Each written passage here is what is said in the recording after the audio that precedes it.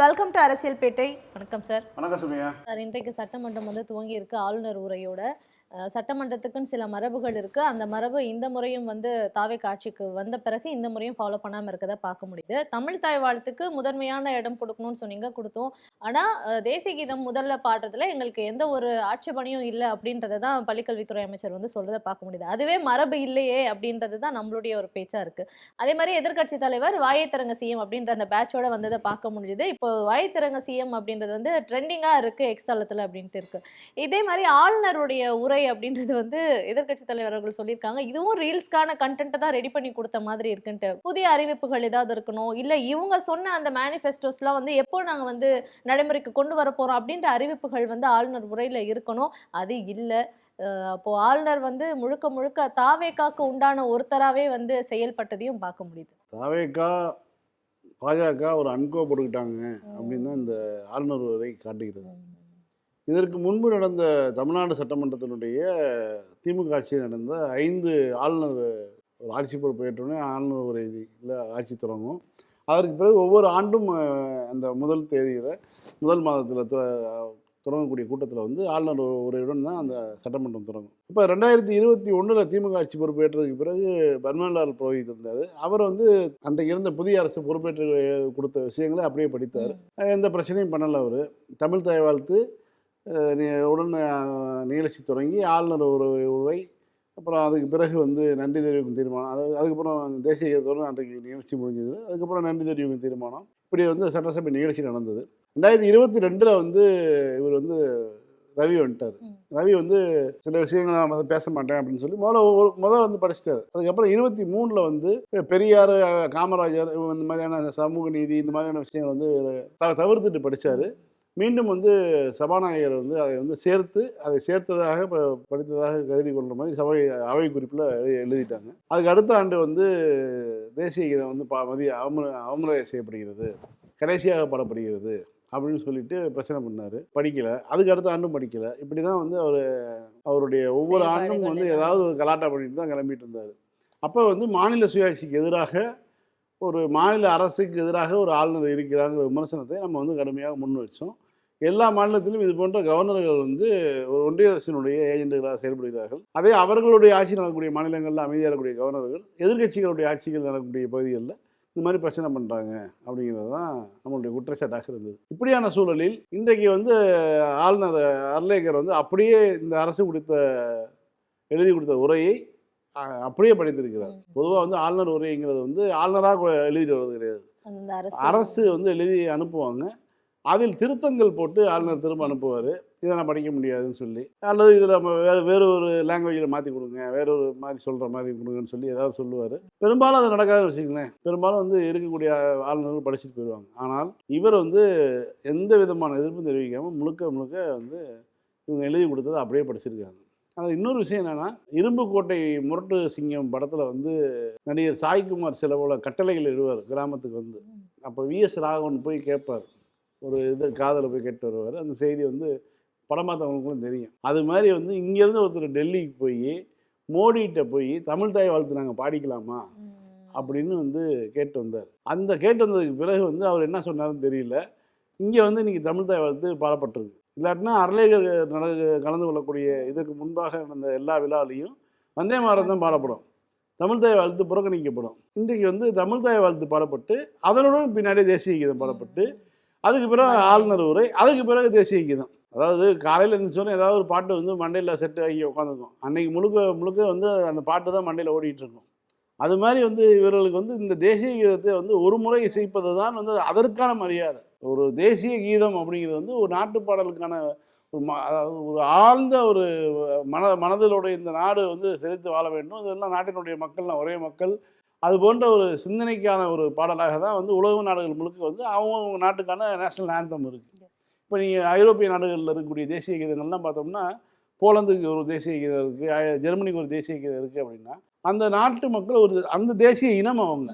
India அப்படி கிடையாது, பல்வேறு தேசிய இனங்களுடைய ஒரு நாடு. அப்போ இந்த நாட்டுக்கான எல்லாத்தையும் உள்ளடக்கிய ஒரு பாடலாக அது இருக்குது. அப்படிங்கும்போது அதை தான் ஏற்றுக்கொள்ளலாம். வங்காள மொழியில் இயற்றப்பட்ட பாடலாக இருந்தாலும் அது ஒட்டுமொத்த இந்தியாவில் இருக்கக்கூடிய மாநிலங்களுடைய மக்களை connectivity தேசிய இனங்களை வந்து எல்லாமே. குறிப்பிட்டு பாடப்பட்ட பாடல். அதை வந்து 2 தடவை பாடியிருக்காங்க. தமிழ் தாய் வாழ்த்தை ஒரு தடவை பாடியிருக்காங்க. இது எதுக்குன்னு தெரியல. முதல்ல வந்து இந்த திட்டங்கள், உங்களுடைய அறிவிப்புகள் இதில் வந்து இது எல்லாமே வந்து ஏமாற்றுங்கிறது தெரிஞ்சு போச்சு. இவர்கள் தேர்தல் வாக்குறுதியை கொடுத்தாங்க. இந்த மகளிர் உடனே உரிமை வந்து நீங்கள் நிரூபிக்க இது பண்ண வேண்டிய அவசியம் கிடையாது. ஆனால் ஆட்சி பொறுப்புக்கு வந்துட்டீங்கல்ல, முதல் ஆளுநர் உரை நடக்குது. அப்போ வந்து என்ன சொல்லணும், அடுத்த 3 மாதங்களில், அடுத்த 1 மாதத்தில், அடுத்த ஒரு வருஷத்தில் ஏதாவது ஒரு தேதியை சொல்லி நீங்கள் வந்து இத்தனை நாள் நாங்கள் செய்ய முடியும், செய்ய போகிறோம்னு ஒரு அறிவிப்பை வெளியிடணுமா இல்லையா? எந்த விதமான அறிவிப்புமே இல்லை. இது வந்து கூட்டணி அரசை ஏற்படுத்தியதுக்கு வந்து வாழ்த்துக்கள், இவர் எம்ஜிஆர் மாதிரி அண்ணா மாதிரி அப்படிலாம் வந்து அர்லேகர் சொல்கிறார். அர்லேகருக்கு எம்ஜிஆர் தெரியுமா அண்ணாவா தெரியுமான்னு தெரியல.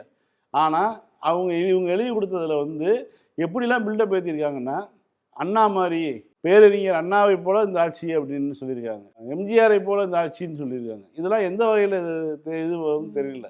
எம்ஜிஆர் வந்து ஒரு அரசியல் கட்சியில் பயணம் பண்ணி 20 ஆண்டுகள் 25 ஆண்டுகளும் வந்து கட்சிக்கு வேலை செஞ்சுட்டு வந்தவர். அண்ணா என்பவருடைய ஆளுமைங்கிறது வந்து எவ்வளோ பெரிய விஷயம். அவர் அண்ணா பெரியாரிடம் வந்து சேர்ந்து அதற்கு பிறகு இயக்கம் கட்டி நடத்தி தமிழ்நாடு முழுக்க கூட்டம் நடத்தி ஒரு மிகப்பெரிய ஒரு மாற்றத்தை உருவாக்கியவர். இந்த நாட்டுக்கு தமிழ்நாட்டுன்னு பேர் வச்சவர் அண்ணா. அண்ணாவை வந்து விஜயோட ஒப்பிட்டு அர்லேகர் பேசிட்டு போறாரு. இந்த கொடுமையை கேட்க வேண்டிய ஒரு சூழலும் நமக்கு வாய்த்து இருக்குது. தாவேகா கட்சிக்குன்னு பெரிய ஹிஸ்டரி இல்ல, இருந்திருந்தாவது இப்படி இதெல்லாம் கடந்து வந்ததுதான் தாவேகா அப்படின்ற மாதிரி கம்பேரிசன் பண்ணி பேசியிருந்திருக்கலாம். ஆட்சிக்கு வந்து 1 மாசம் தான் ஆகுது, எதையுமே இன்னும் முறையா செயல்படுத்தல, டைம் தான் அவங்க கேட்டுட்டு இருக்காங்கன்னு போது எப்படி இவங்களால பெரிய தலைவர்களோட கம்பேர் பண்ணி பேச முடியுது? 135 சீட்டு 140 சீட்டு ஜெயிச்சுட்டு அதுக்கு பிறகு வந்து இவர் வந்து மற்ற கட்சிகளை கூப்பிட்டு இவர் வந்து அதிகாரத்தில் பங்கு கொடுத்துருந்தாருன்னா இவரை பற்றி வந்து பேசலாம். இவர் வந்து வெற்றி பெற்றதே வந்து 107 சீட்டு தான். அப்படி இருக்கும்போது நீங்கள் வந்து 118 உங்களுடைய மெஜாரிட்டி நிரூபிக்கணும்னா அதுக்கு வந்து பேசப்பட்ட குதிரை பேரம் தான் வந்து அந்த மந்திரி பதவியும் மற்ற விஷயமும். இது வந்து வெளியில் உடச்சி பேசணும்னா அதான் உண்மை. நான் கிங் மேக்கர்னு சொல்லிக்கிட்டா யார் சொன்னாலும் அது கிங் மேக்கர் கிடையாது, மினிஸ்டர் மேக்கர். ஒரு மினிஸ்டர் ஒரு பதவிக்காக உங்களுக்கு நீங்கள் வந்து ஆதரவு கொடுக்க போகிறீங்க, அவ்வளோதான். இதுதான் நடந்தது உண்மை. இதை வந்து உடச்சி பேசினா அப்படி தான் பேச முடியும். ஏன்னா இவர் வந்து இவர் கூட்டணி அரசு தமிழ்நாட்டில் இது வரைக்கும் இல்லாத வகையில் உருவாக்கி மிகப்பெரிய ஜனநாயக சாதனையை பண்ணிட்டாரு. அப்படின்னா ஜனநாயக சாதனை எங்கே பண்ணார் அவருக்கு சீட்டு இல்லை. 99 சீட்டு வச்சுக்கிட்டு இருந்த கலைஞர் கடைசி வரைக்கும் சுயாட்சியை காப்பாற்றினார், மாநில சுயாட்சி. அன்றைக்கு இருந்த பாமக கூட வந்து நாங்கள் மந்திரி பதவியெல்லாம் கேட்க மாட்டோம், தொல்லை தரமாட்டோம்னு சொல்லி அறிவிச்சது.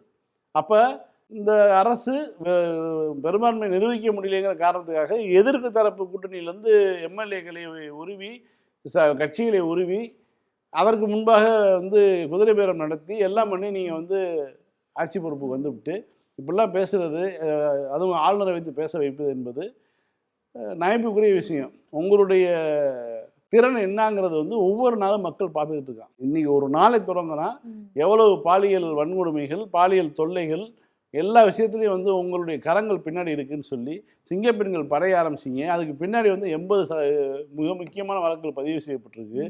அதில் வந்து கொடூரமான பாலியல் வன்கொடுமை வழக்கு உட்பட பல விஷயங்கள் பதிவு செய்யப்பட்டிருக்கு.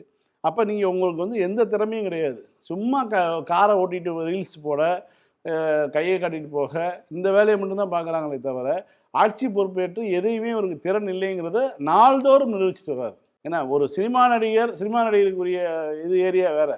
ஆனால் நிஜத்தில் ஒரு அதிகாரத்து கையில் வரும்போது இவரால் என்ன செய்ய முடியும் அப்படின்னா, இவர் வந்து பேச மாட்டார். வாயத்திறங்க சிஎம்னு ஏன் வந்து எதிர்கட்சியில் போய் பேட்ஜ் மாட்டிட்டு எதிர்கட்சி உறுப்பினர்கள் போகிறாங்கன்னா அவர் பேச மாட்டேங்கிறாரு. முதலமைச்சர் வந்து காவல்துறை கையில் வச்சுருக்காருங்க, பப்ளிக் டிபார்ட்மெண்ட்டை கையில் வச்சுருக்காருங்க, இந்த உள்நாட்டு இந்த மாநிலத்தினுடைய சட்டம் ஒழுங்கை கையில் வச்சுருக்காரு. அப்போ அவர் தானே பேசணும். ஒரு குழந்தைய வந்து இப்போ பாலியல் வன்கொடுமைக்கு உள்ளாக்கப்பட்டு கொலை செய்யப்படுது. அந்த குழந்தைய கொண்டு போய் இப்போ சொன்ன இடத்த விட்டுவிட்டு வேறு இடத்துல போய் புதைக்கிறாங்க. இதெல்லாம் வந்து உத்தரப்பிரதேசத்தில் நடந்துருந்த விஷயத்தை வந்து நீங்கள் பண்ணிட்டு இருக்காங்களே. அப்போ வந்து இப்போ வாயை திறந்து இவர் பேசாமல் என்ன பண்ணிட்டு இருக்காரு? அதனால தான் வந்து எதிர்கட்சி தலைவர் கேட்குறாரு, வாயை திறங்க சிஎம்னு. இவர்களுடைய திறன் என்பது நாளுக்கு நாள் காட்டிகிட்டே வராங்கல்ல, மக்களுக்கும் புரிய வரும். இப்போ நேற்றைக்கெல்லாம் பார்த்தோம்னா சோழிங்கநல்லூரில் மின்வெட்டு, இந்த மின்வெட்டு செய்திகளை வந்து ஊடகங்களை வந்து மிரட்டி கேபிள் அரசு கேபிளை பின்னாடி தூக்கி போட்டுருவோம் அதுன்னு சொல்லி மின்வெட்டு செய்திகளை போடக்கூடாதுன்னு மற்ற ஊடகங்களை மிரட்டி வச்சுருக்காங்க. ஆனால் சமூக ஊடகங்களில் மின்வெட்டு செய்தி வந்துடுது. நேற்றைக்கு சோழிங்கநல்லூரில் ஐடி நிறுவன ஊழியர்கள் தெருவில் இறங்கி போராடி இருக்காங்க. ஏன்னு கேட்டிங்கன்னா, இரவில் வந்து ஐடி நிறுவனங்கள் செயல்படுது, நைட் ஷிஃப்ட் செயல்படுதுன்னா மின்வெட்டு ஆயிடுச்சுன்னா டீசல் போட்டுக்கலாம். டீசல் ஜென்செட் பெரிய அளவில் இருக்கும், அந்த ஏற்பாடோட தான் இருக்கும். ஆனால் ஒரு நபருக்கு 200 லிட்டர் டீசல் மட்டும் தான் பயன்படுத்த முடியும்னு சொல்லி இப்போ இருக்குது. அந்த இது இன்னும் பின்வாங்கலை. அப்படி இருக்கக்கூடிய சூழலில் ஒரு டீசலுக்கு குறைஞ்சது வந்து 500 லிட்டர் 600 லிட்டர் விடிய விடிய தேவைப்படும் அப்படின்னா எப்படி வந்து அந்த நிறுவனம் செயல்பட முடியும்? அப்போ ஐடி நிறுவன ஊழியர்கள் போராட்டம் பண்ணியிருக்காங்க. உங்கள் ஆட்சியினுடைய லட்சணத்தை இந்த போராட்டங்கள் வெளிக்கொண்டு வந்து காட்டுது. இதை நீங்கள் வந்து ஊடகங்களில் வரக்கூடாது மறைச்சிங்கனாலும் கூட மக்கள் மத்தியில் அது ஒரு கொதிநிலையாக உயர்ந்து வரும். முதல்ல இந்த அரலேக்கர் ஆளுநருடைய இந்த உரை என்பது அபத்தமான ஒரு விஷயமா தான் நம்ம பார்க்க முடியும். ஆனா அவருடைய இந்த உரையை தான் வந்து சில பேர் வரவேற்கிறோம் அப்படின்னு சொல்லியிருக்காங்க.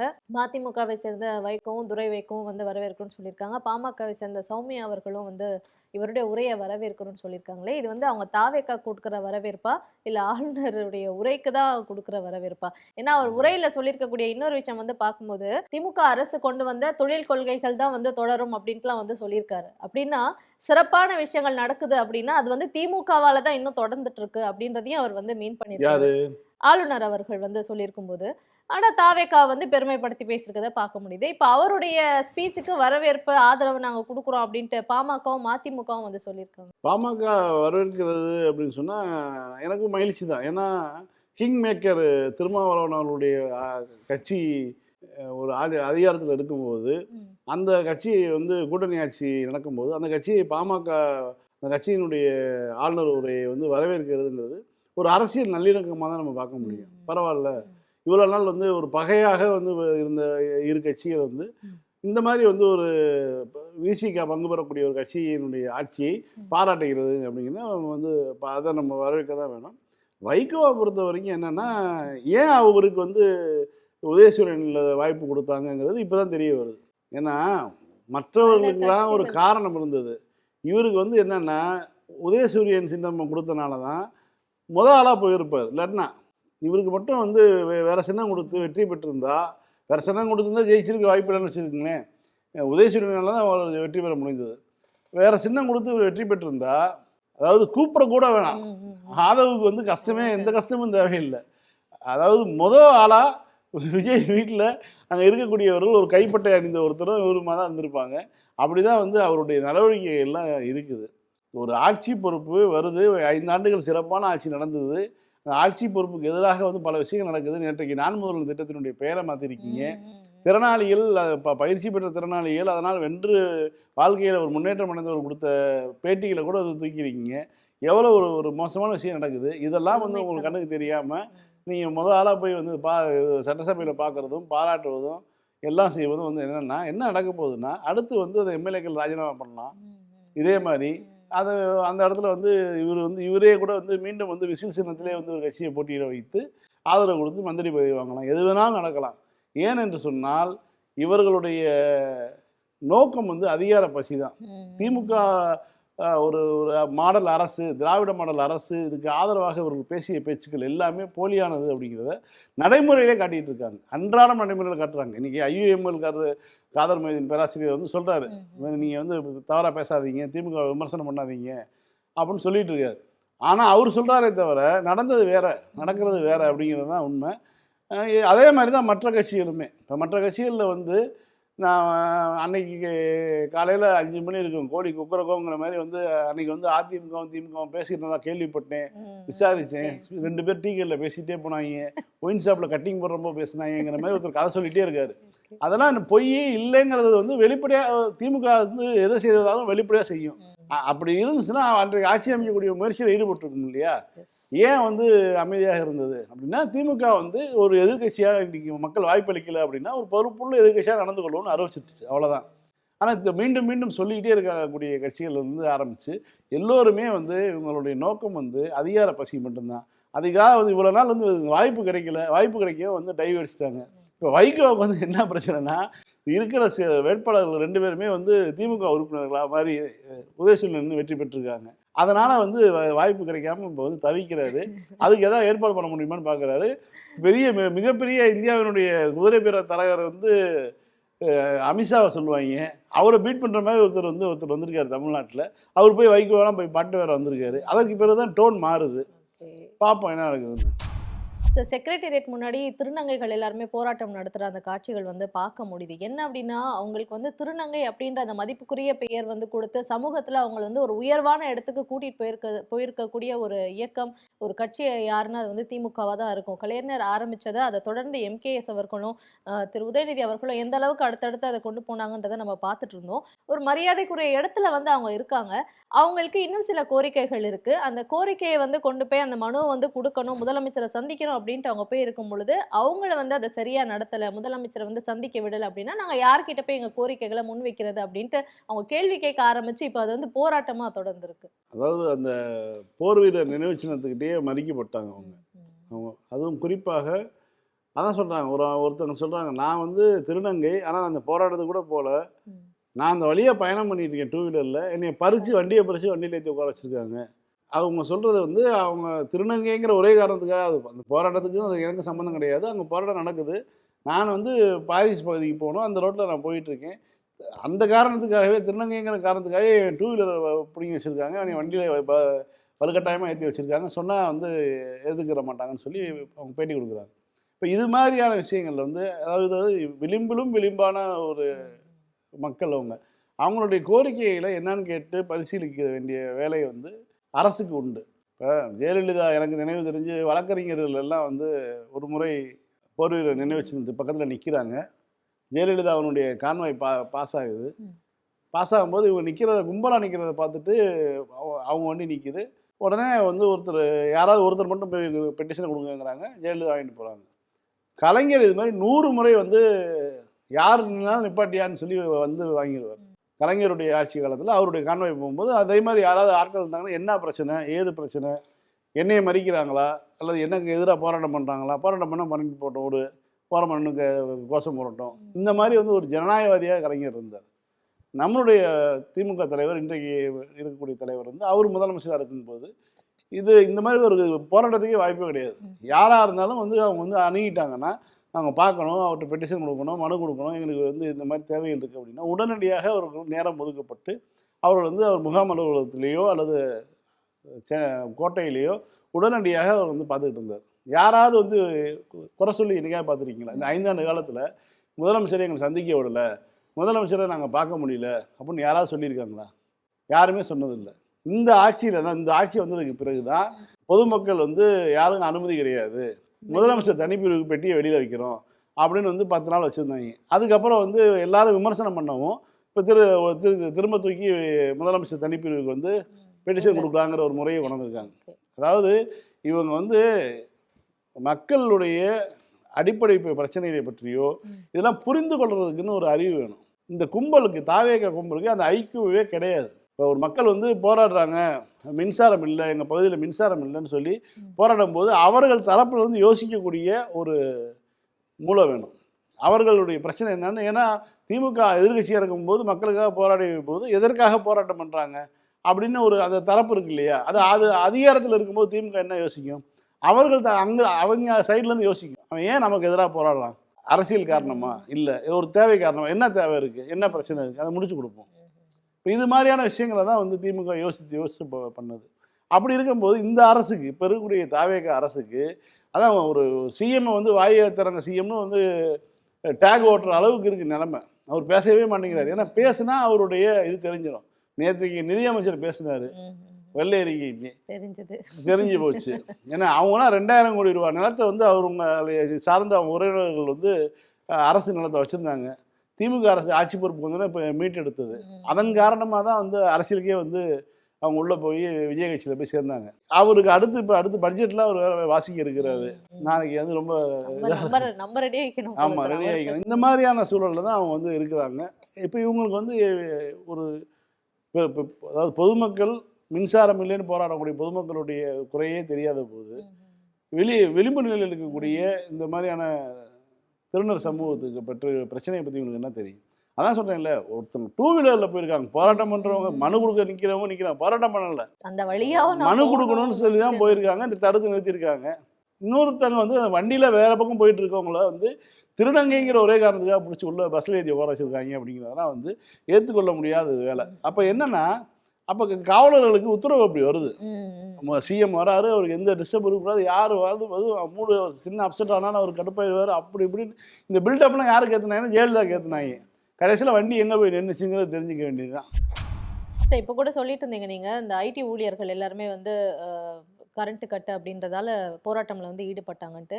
நம்ம இந்த தாவேக்கா பிரச்சனைகள்லயே வந்து நோட் பண்ண வேண்டிய சில பிரச்சனைகளை வந்து மக்களும் சரி, நிறைய பேர் அதை அப்படியே கடந்து போயிடுறாங்க அப்படின்னு நினைக்கிறேன். இந்த டீசல் விலை உயர்வு அப்படின்றது ஒரு பக்கம் போயிட்டே இருந்தது. இப்ப என்னன்னா அதுக்கான தட்டுப்பாடும் வந்து அதிகரிச்சிட்டு இருக்கு அப்படின்றது ஒண்ணு இருக்கு.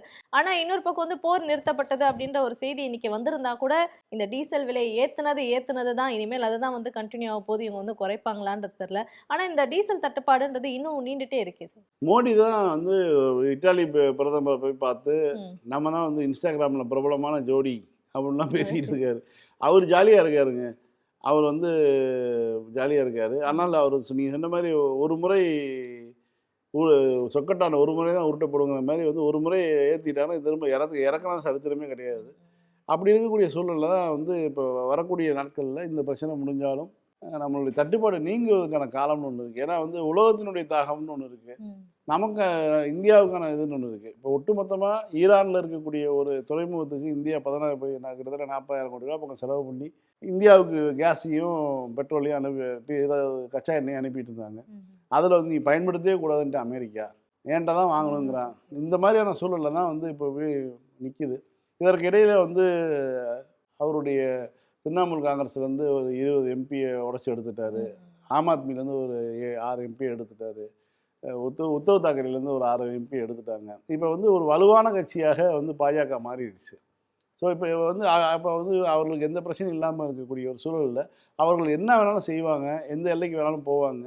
மீண்டும் ஒரு அடுத்த 3 ஆண்டுகளுக்கு இன்னும் கொடூரமான ஒரு ஆட்சியை தான் நம்ம சந்திக்க வேண்டியது இருக்குன்னு தெளிவாக தெரியுது. ஆனால் இந்த ஆளுநர் உரையினுடைய இதை பார்க்கும் பொழுது பாஜகவால் விரும்பப்பட்ட ஆட்சியாக, விரும்பிய ஆட்சியாக இந்த தாவேக்கா ஆட்சி இருக்க போகிறது. ஏன்னா இப்போ சிபிஎஸ்சி ஸ்கூலில் பர்மிஷன்லாம் வந்து அந்த சங்கத்துலேருந்து வந்து பேட்டி கொடுக்குறாங்க. இதற்கு முன்பு இருந்த ஆட்சியில் வந்து இங்கே பணம் வாங்கினாங்கன்னு. இதெல்லாம் எவ்வளோ பெரிய புருடா. அதாவது என்ஓசி வாங்க வேண்டிய அவசியமே கிடையாதுன்னு சொல்லி ஒன்றிய அரசு சொல்லி எவ்வளோ நாள் ஆச்சு. மாநில அரசுகிட்ட வந்து நீ என்ஓசி வாங்க வேண்டிய அவசியம் கிடையாது, நேரடியாக நீங்கள் போய் வந்து இப்போ எதாக இருந்தாலும் ஒன்றிய அரசுகிட்ட நீங்கள் அப்ளை பண்ணிக்கலாம் அப்படின்னு சொல்லிட்டாங்க. அப்போ வந்து இவர்களே ஆளை செட் பண்ணி பேச வைக்கிறது. இந்த மாதிரி பேச வச்சுட்டு இப்போ ஃப்ரீயாக பண்ணுறாங்கன்னு, ரொம்ப நாளாக ஃப்ரீயாக தான் பண்ணுறாங்கங்கிறது வந்து நமக்கு தெரிஞ்ச விஷயம். ஆனாலும் வந்து இவர் 2 பேரும் அன்கோ போட்டு தான் ஒரு அரசு நடக்குது. அதனால தான் ஒரு தமிழ் தாய் வாழ்த்து பாடலாமான்னு போய் பிரதமர்கிட்ட வந்து பர்மிஷன் கேட்குறாரு. தேசிய கீதத்தோடு தொடங்கி தேசிய கீதத்தோடு முடிக்கக்கூடிய புதிய நடைமுறை தமிழ்நாட்டுக்கு அமலுக்கு வந்திருக்கு. அப்போ பாஜகவினுடைய பினாமி ஆட்சியாக தான் இவர் வந்து இயக்க போகிறாரு அப்படிங்கிறது ரொம்ப தெளிவாக தெரியுது. தாவேக்காவுடைய ஆட்சியில இந்த பாலியல் துன்புறுத்தல்கள் அப்படின்றது எந்த அளவுக்கு கவுண்ட் அதிகமாயிட்டே இருக்கேன்னு பார்த்துட்டு இருக்கோம். அதுலயும் அதிகமா வந்து குழந்தைகள் பாதிக்கப்படுறதையும் வந்து பார்த்துட்டு இருக்கோம். இன்னைக்கு கூட சார் 4-5 செய்திகள் வந்து வந்திருக்கு. இந்த தேனாம்பேட் கிட்ட தான் ஆட்டோ ஆட்டோ ஓட்டிட்டு போறவரை அந்த ஒரு பொண்ணுடைய கையை பிடிச்சு அவர் வந்து முத்தம் கொடுத்து அங்க வந்து அந்த பொண்ணுக்கு ஒரு டிஸ்டர்பன்ஸ் வந்து கொடுத்துருக்கதை பார்க்க முடியுது. பஸ்ஸுக்காக வெயிட் பண்ணிட்டு இருந்த பொண்ணு கிட்ட வந்து பிரச்சனை பண்றதை வந்து பார்க்க முடியுது. இந்த கவுண்ட் அதிகமாயிட்டே இருக்கு. இப்படி பாலியல் துன்புறுத்தல்கள் அவ்வளோ நடந்துட்டு இருக்கு தாவேக்கா ஆட்சியில. இது வந்து பார்க்கும்போது பாஜக ஆட்சி தான் நமக்கு வந்து ஞாபகம் வருது. இப்படி பாஜகன்ற கட்சியை வந்து அவங்க கொண்டு வரும்போது அதுல சேர்ந்த நிர்வாகிகள் அவங்க வந்து பாலியல் துன்புறுத்தல்கள் எவ்வளவு கொடுத்தாங்க, இதெல்லாம் நம்ம பார்த்துட்டு தான் வந்தோம். இப்ப என்ன இதுல பியூட்டினா, பாஜகவே வந்து தாவேக்கா ஆட்சியில இவ்வளவு பாலியல் வன்கொடுமை நடக்குது அப்படின்ட்டு போராட்டம் நடத்த போறோம் அப்படின்ட்டு அனௌன்ஸ் பண்ணியிருக்கதா சார். அதாவது இந்த பாலியல் வன்கொடுமைக்கு உள்ளாக்கப்பட்ட பெண்கள், கொலை செய்யப்பட்ட குழந்தைகள் உட்பட அவங்கள வந்து நினச்சி பார்க்கும்போது நமக்கு வருத்தமாக இருக்குது. அதுக்காக தான் அந்த செய்திகளில் பேசுகிறோம், மக்கள்கிட்ட கொண்டு போய் சேர்க்குறோம். இந்த அரசு அதை எப்படி எடுத்து நடத்துதுங்கிறத சொல்கிறோம், மாநில அரசு. ஆனால் இதற்கெல்லாம் எடுத்துக்காட்டாக யாரை சொல்லணும்னா பாஜகவை சொல்லலாம். அவர்கள் தான் வந்து இந்த விஷயத்தில் வந்து காஷ்மீரில் கொல்லப்பட்ட ஒரு குழந்தைக்கு அது வந்து ஒரு பெண் எஸ்பி வந்து வழக்கு போட்டுறாங்க. எல்லா அழுத்தத்தையும் மீறி வழக்கு போட்டுறாங்க. எம்எல்ஏக்கள் தலைமையில், மந்திரிகள் தலைமையில் வந்து ஊர்வலம் போகிறாங்க, குற்றவாளிகளை விடுதலை செய்யணும்னு சொல்லி. 7 நாள் ஒரு கோயிலில் அடைச்சி வச்சு அந்த குழந்தைய வந்து கொலை பண்ணிடுறாங்க, பாலியல் வன்கொடுமைக்கு உள்ளாக்கி கொலை பண்ணுறாங்க. கைது செய்யப்பட்டவர்களை விடுதலை செய்யணும்னு சொல்லி ஊர்வலம் போன கட்சி பாஜக. இப்போ அந்த கட்சி தமிழ்நாட்டில் பாலியல் தொல்லையில் பாலியல் வன்கொடுமைகள் அதிகரிச்சிருச்சுன்னு சொல்லி ஒரு ஆர்ப்பாட்டம் அறிவிச்சிருக்குன்னா இது எவ்வளோ பெரிய கேவலம். கரடியே காரி துப்பியதுங்கிற மாதிரி ஆகிப்போச்சு உங்களுடைய ஆட்சி. 36 நாள் தான் ஆகுது. இவ்வளவு இடம் அப்படின்னா இன்னும் வந்து இந்த 6 மாத காலத்துக்கே இன்னும் 150 நாள் இருக்குது. அந்த அடுத்த அவங்களுடைய மெஜாரிட்டி நிரூபிப்பதற்கான காலம். இந்த 6 மாத ஆட்சி உறுதி செய்யப்பட்ட ஆட்சியாக இருக்குது. இதில் 36 நாள் போயிருக்குது. இன்னும் 150 நாள் இருக்குது. நீங்கள் என்னென்னலாம் பண்ண காத்திருக்காங்களோ. ஃபைன் சார், திரும்ப நாளைக்கு இதே நிகழ்ச்சியில் சந்திப்போம். மீண்டும் நாளை இரவு 9:30 மணிக்கு அரசியல் பேட்டை நிகழ்ச்சியில் சந்திக்கலாம். நன்றி.